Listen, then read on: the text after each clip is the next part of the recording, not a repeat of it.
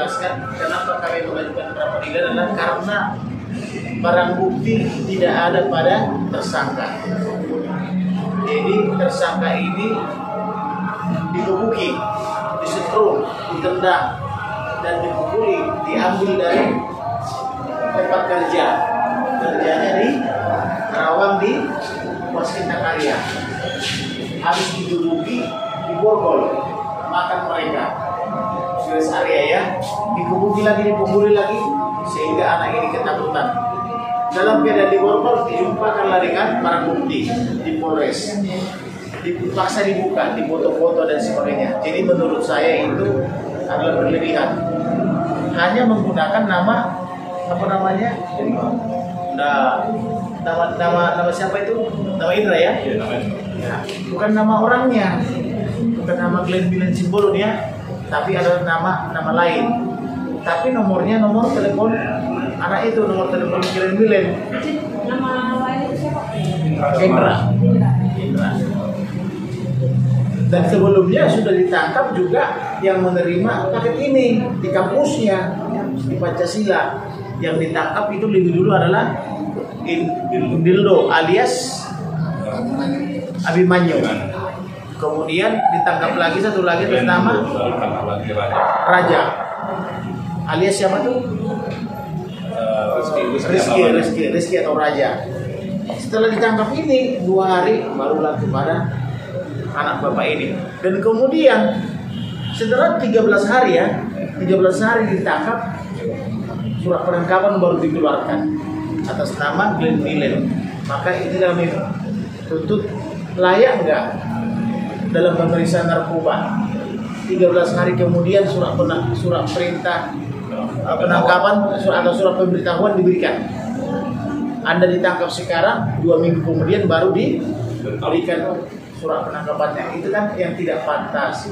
Nah, kalaupun pengalaman polisi mengatakan itu pantas, kami mengatakan tidak pantas. Ini harus dipertegas oleh undang-undang, dipertegas oleh Mahkamah Konstitusi bahwa hal ini tidak pantas.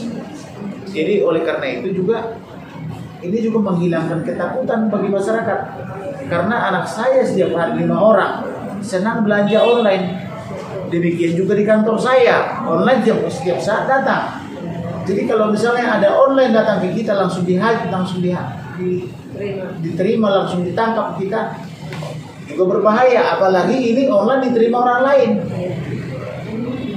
Dikatakan itu ada online buat kamu Glenn, dari mana? Dari Medan. Oh, saya nggak ada pesanan di Medan. Saya nggak ada mitra di Medan katanya. Nama siapa? Nama Indra ada. Nama siapa? Nama Indra. Bukan saya. Saya Glenn Milen. Saya bukan Indra. Kamu harus terima deh katanya. Kalau begitu diterima teman saya aja deh. Di mana? Di universitas katanya. Pancasila. Maka diambil oleh temannya. Suruh simpan. Baru 2 hari kemudian dicari dia. Gitu loh. Inilah yang tidak pantas menurut kami. Oleh karena itu online itu harus tertib dari mana itu bagi siapa gitu. Demikian juga kalian juga kalau menerima barang online juga harus hati-hati, jangan asal main terima saja. Terima kasih. Ada yang tambah dengan Bang, terkait ini tadi Bang, ada dua bukti tadi kan, 2 alat bukti minimal harus bisa ditahan. Nah sebenarnya kenapa bisa dia ditahan? Kalau menurut Mahkamah Konstitusi harus minimal 2 alat bukti. Pertama 2 orang saksi, ditambah dengan surat atau saksi ditambah keterangan ahli, itu minimal 2. Jadi baru bisa menangkap dan menahan seseorang. Nah ini apa ini? Langsung ditahan Glenn Milen. Kan tidak ada saksi, tidak ada surat. Jadi apa ini namanya? Itu namanya sewenang-wenang. Jadi oleh karena itu Polres Bandara kita ingatkan, perbuatan sewenang-wenang dari Polres Bandara gitu loh. Satu lagi ini Pak, yang mengenai pembebasan 1 orang yang dengan kita itu. Oke. Itu kan kami dapatkan infonya dari orang tuanya yang langsung ya didapatkan oleh klien saya. Itu yang mau ditangkap pertama kali. Dildo. Dildo alias Abimanyu. Setelah ditangkap dia ditahan Berapa lama kemudian di luar, dari tanya kepada ini orang tuanya, kok di luar? Ah, itu ditebus oleh orang tuanya 30 juta kan begitu. Ya itu faktanya sudah di luar. Itulah yang menerima, itu yang pertama kali yang menerima paket itu. Yang menurut dia juga bukan barang dia. Tapi orang pertama yang menerima itu barang Yang orang pertama menerima dildo atau Abi Banyu lalu damai 86 ya. ditangkap, dibawa ke bandara, Polres. di Polres, ditebus katanya 30 juta lalu bebas dia. Sampai sekarang. Kalau ya, dildo itu tangkap hari apa, dikeluarkan hari apa? Ditangkap tanggal 19. Hari apa itu? Harinya hari Jumat. Jumat, ditangkap hari Jumat. Ya. Kemudian Keluarnya tanggal 19. 19 bulan November. November. Ya. Dengan tebusan 30 juta. Iya. Dugaan. Diduga. Dugaan. Ya. Siap. Bang, dari kami satu pertanyaan. Kan sebelumnya pihak pengacara dan keluarga sudah ikut gelar perkara di Polres Oh itu menarik. Cengkareng. Iya. Lalu akhirnya Glenn ini kan dikeluarkan. Lalu kemudian ditersangkakan atau dikriminalisasi kembali. Apa dasar mereka? Padahal sudah Jadi waktu dikeluarkan. gelar perkara di bandara itu kalian harus ribut itu tadi itu. Waktu gelar perkara betul-betul saya permalukan mereka. Betul-betul tidak bisa jawab. Semua pertanyaan-pertanyaan yang saya ajukan tidak bisa dijawab. Apa barang buktinya? Dildo. Tidak ada. Perbuatan apa yang dilakukan oleh Glenn di kantornya?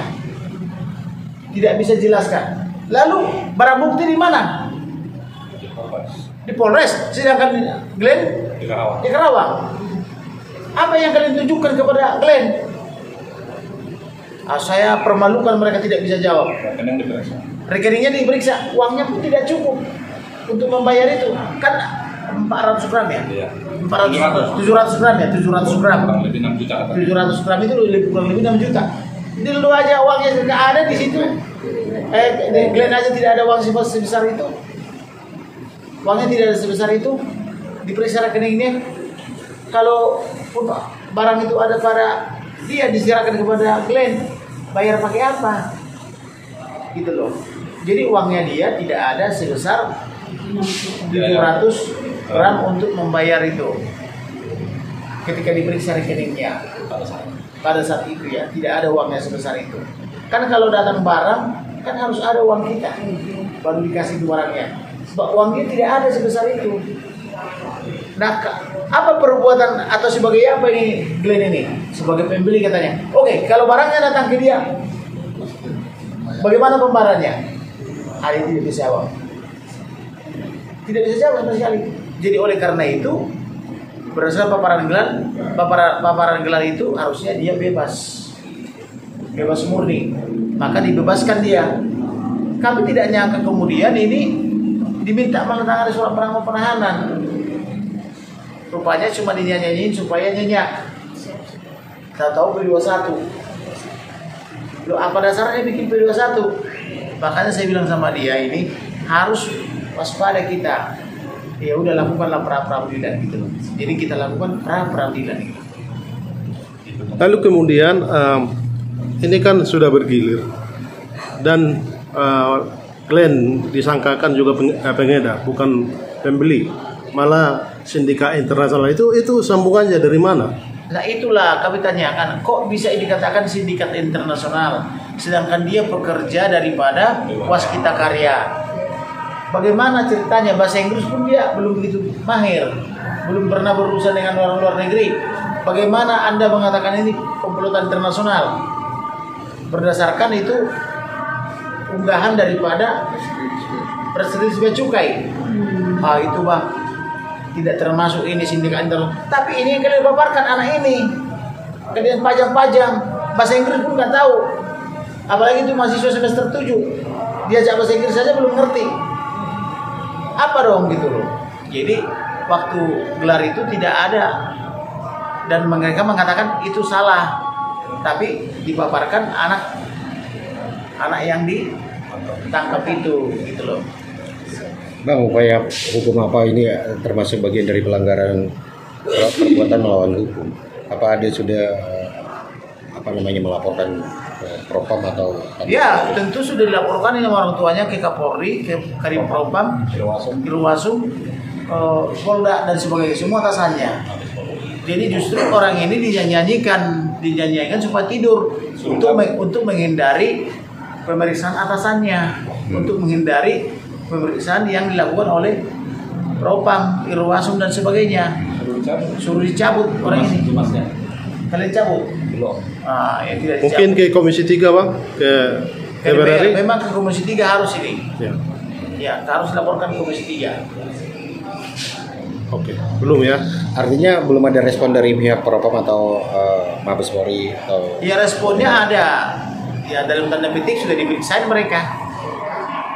Nah inilah makanya mungkin disuruh tanda tangan penangguhan penahanan.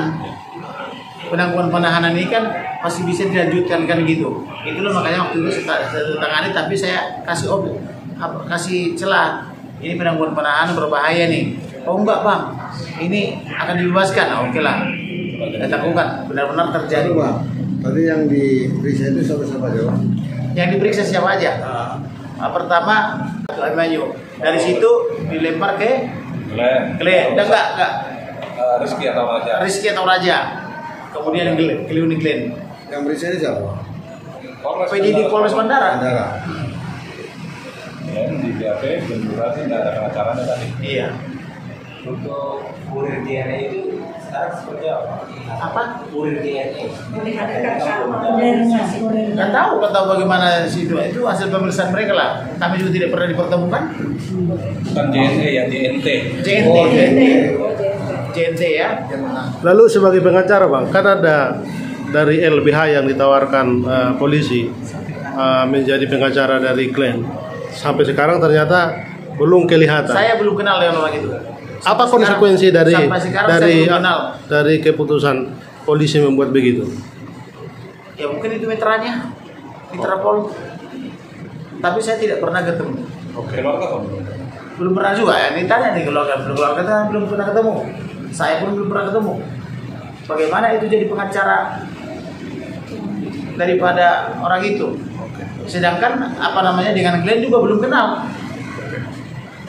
Bang, berkas apa sih yang dilimpahkan ke sampai P21 kan tentunya Anda tahu berkas apa yang dilimpahkan? Surat-surat gitu Bang. Saya justru heran kenapa kejaksaan menerima berkas seperti itu. Saya mempertanyakan, makanya saya begitu tergugat. Oke. Ada al-qur termohon, bagaimana kejaksaan bisa menerima berkas seperti itu? Itu harus ditanyakan kepada kejaksaan. Dan prosesnya cepat itu ya Bang? Iya. Menuju sampai P21. Iya. Dalam waktu cepat bisa langsung ke P21. Ada apa dengan kejaksaan? Oke.